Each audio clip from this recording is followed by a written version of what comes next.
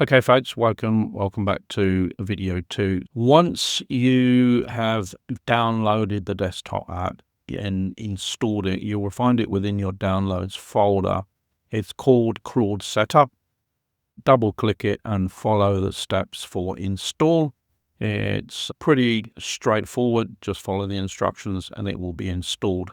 You will then get a welcome screen, and down below in this lower area here, you will see a tab called Get Started.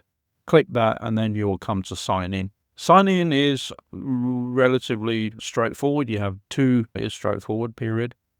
options. You can sign in with your Google account if you have Google. If not, you can enter an email, continue with email, and follow the process until you are in Claude.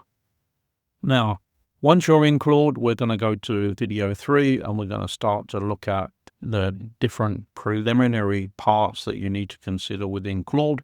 And just to reinforce, video 1 and this video 2 is only for those that do not have Claude already set up. Either if you're using Claude on the browser version, then this will still apply, because currently I'm encouraging you to do the desktop at least for the time being until we come to some more advanced features, and then we'll get into what Claude looks like in the terminal.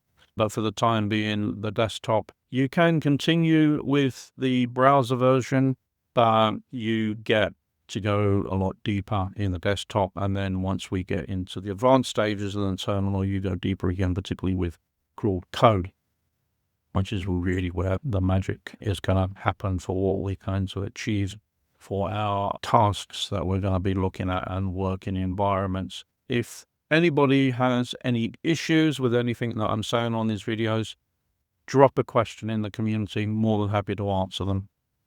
But these early stages should be, if you're familiar with computers, it should be relatively straightforward for you to execute on these tasks and to get Claude desktop up and running on your system.